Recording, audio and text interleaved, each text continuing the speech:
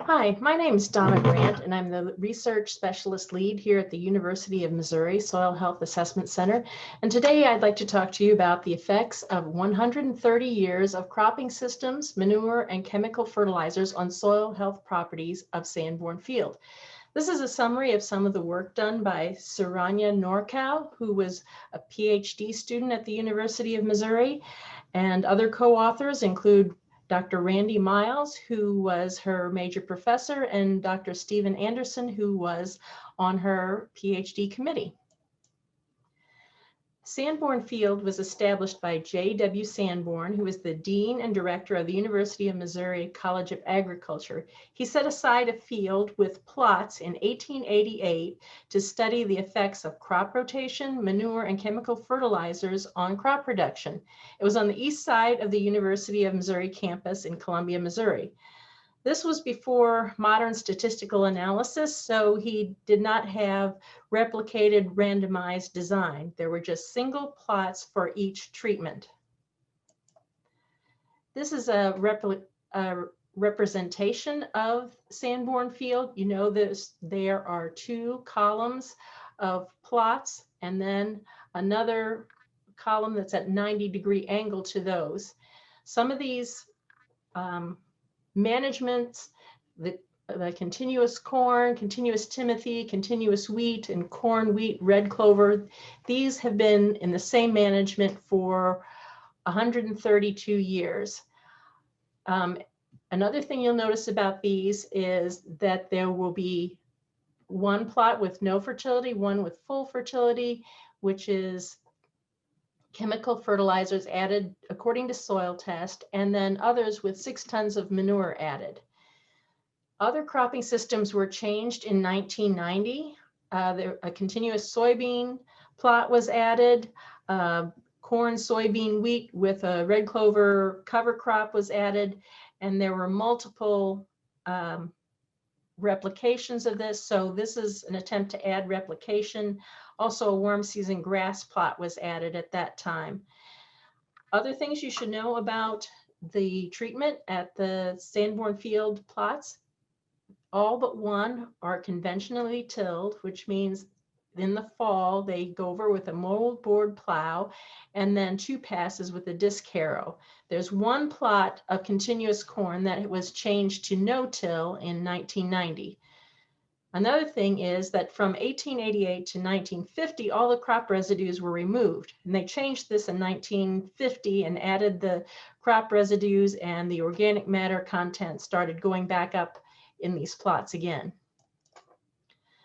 We also need to talk some about soil health. Soil health, it can also be referred to as soil quality, and it is defined by the USDA Natural Resources Conservation Service as the continued capacity of soil to function as a vital living ecosystem that sustains plants, animals, and humans.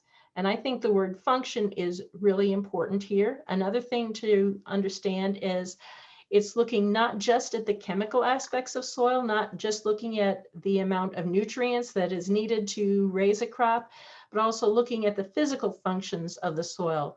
Does the soil allow water to infiltrate? Does the soil hold water for a long period of time so that the plants can have access to water during times of drought? Are there many kinds of micro and macroorganisms that live inside the soil? Do these organisms help break down organic matter, contaminants? Do they fix nitrogen from the atmosphere so the plants have access to it? Do all 3 of these work together to have a healthy soil that functions in all these different ways? So let's talk about how Saranya sampled these plots. As I said, there weren't replications of these plots, just single plots. So to add some replication, she sampled at 4 sampling dates. Once in May 2014, and again in September, once in April 2016, and then again in August of that same year. So to sample, she went to each of the plots and took 4 subsamples, as you can see on the diagram, A, B, C, and D. So each plot had 4 samples taken at each sampling date. So the results that you're seeing will be a result of 16 different samples that were analyzed.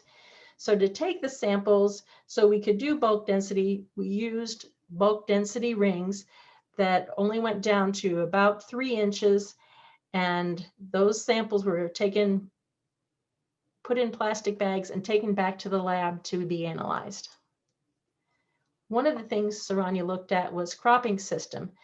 So there were 6 plots with no fertilizer input. So she was able to look at what are the effects of just this cropping system alone without having confounding inputs with fertilizer. So she looked at continuous wheat, continuous corn, continuous timothy, corn, wheat, red clover rotation, corn, soybean, wheat with cover crop green manure or cover crop, and the warm season grasses that were established in 1990. Now, looking at the physical properties, on these graphs, we have 2 physical properties. WSA stands for water stable aggregates.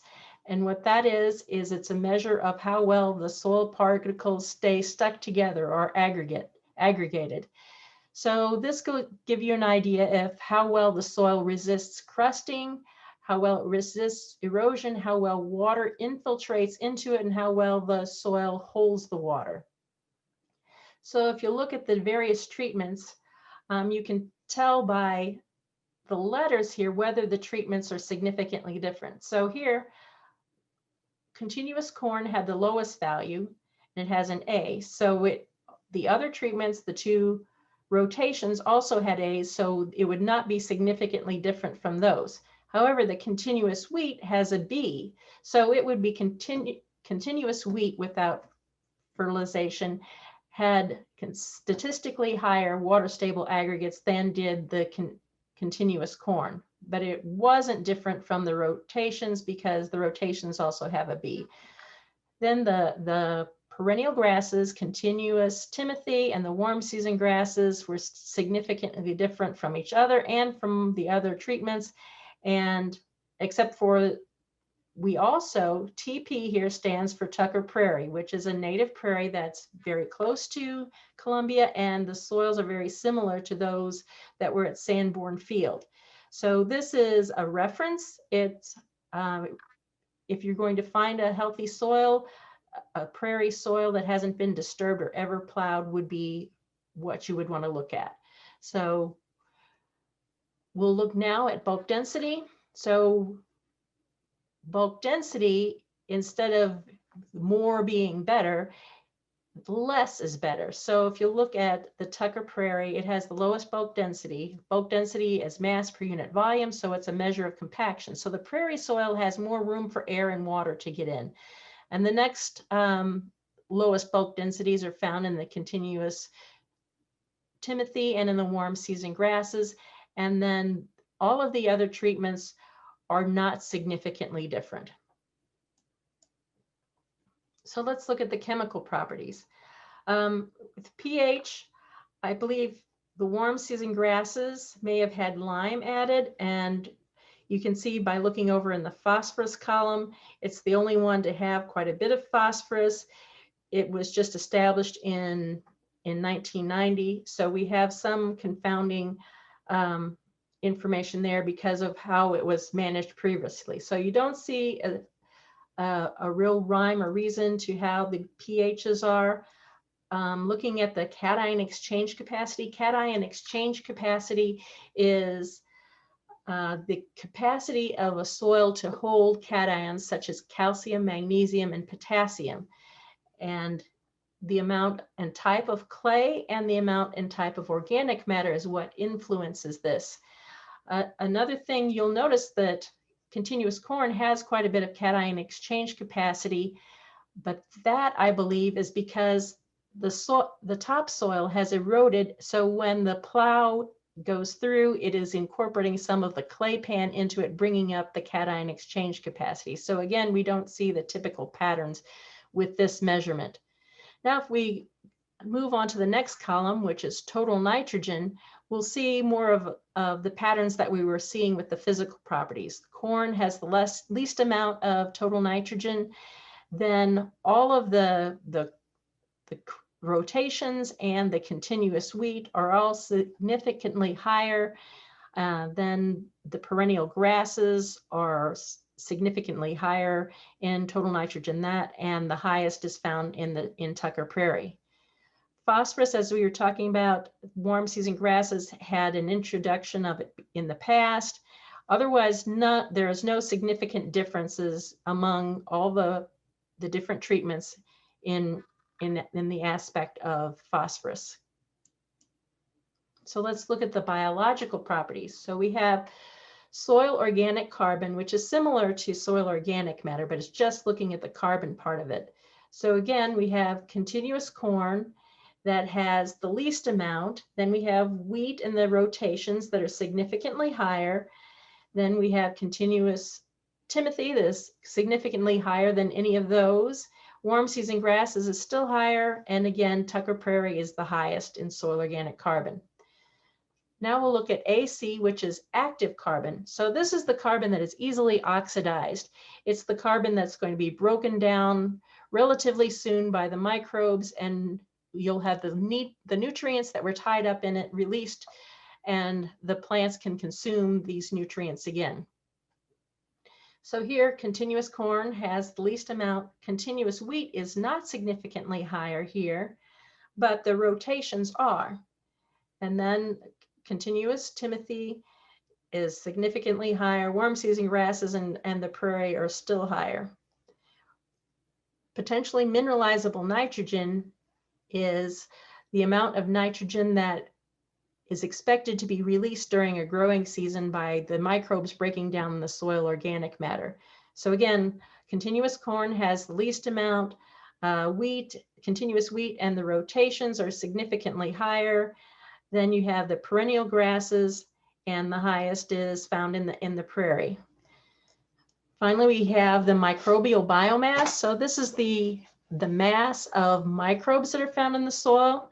So continuous corn is lowest, but the rotations are not significantly different. They are very variable, so you can't say for sure that they're different. Continuous wheat was found to be significantly higher. And actually it is nearly as high as the warm season grasses. They are not statistically different. Then you have the continuous timothy, and again, the highest is Tucker Prairie. But notice that Tucker Prairie has more than twice the microbial biomass of continuous timothy, which is the next highest, and about 5 times as much as the continuous corn. And the continuous wheat really has a fair amount for a row crop.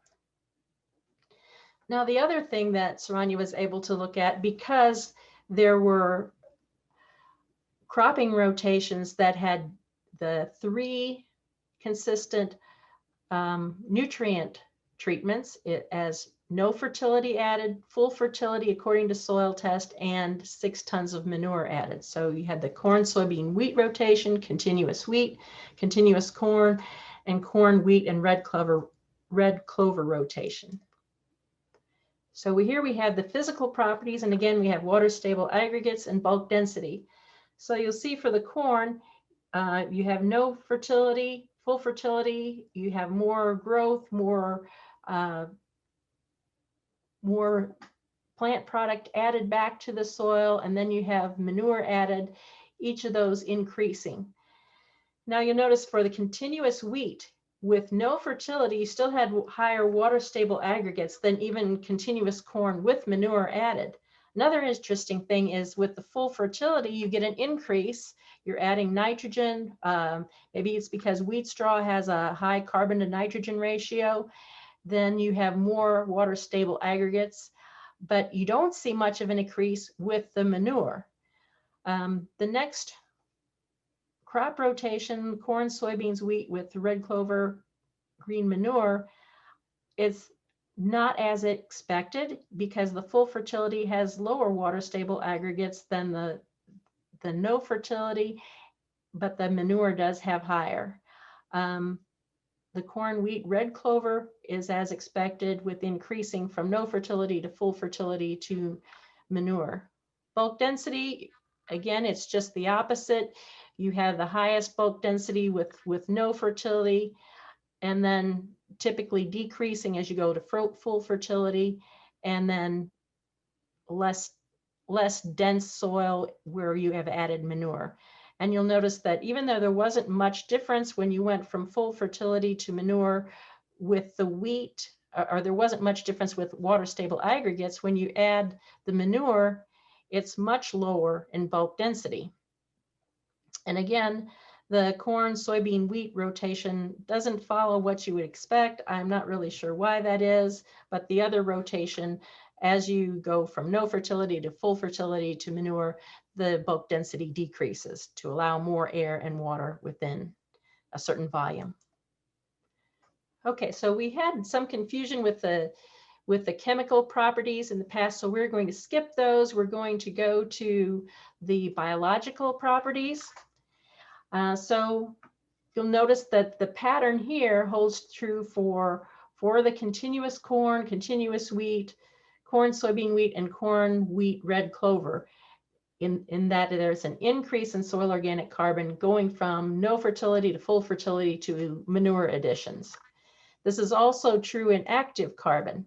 So you'll notice that wheat is low in active carbon, but it increases as you add full fertility and manure. So maybe this again, maybe it's not easily oxidized until some more nitrogen is added.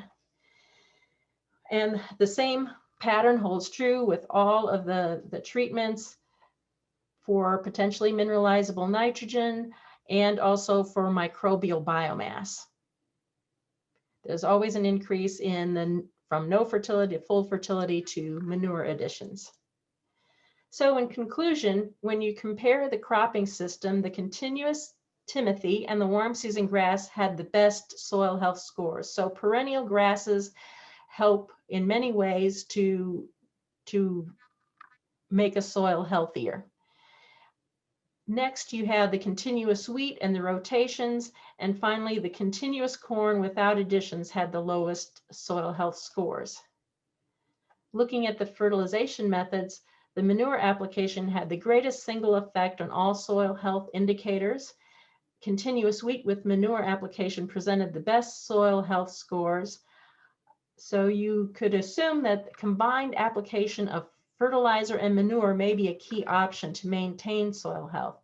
And in looking at the different factors that have played in, we've had different inputs, we've had different cropping rotations. You see that we've had perennial grasses added to the mix. So you can see many factors play into soil health, and there are various means that can exist for maintaining healthy soils. And in addition to what we looked at, you could reduce the tillage, you could add cover crops, you could do intercropping. So it's good to know that there are many factors that play into it, and there's more than one path to achieving healthier soils. If you have more questions, here is my contact information. I'll be happy to talk to you and discuss what you'd like to know. Thank you. Bye.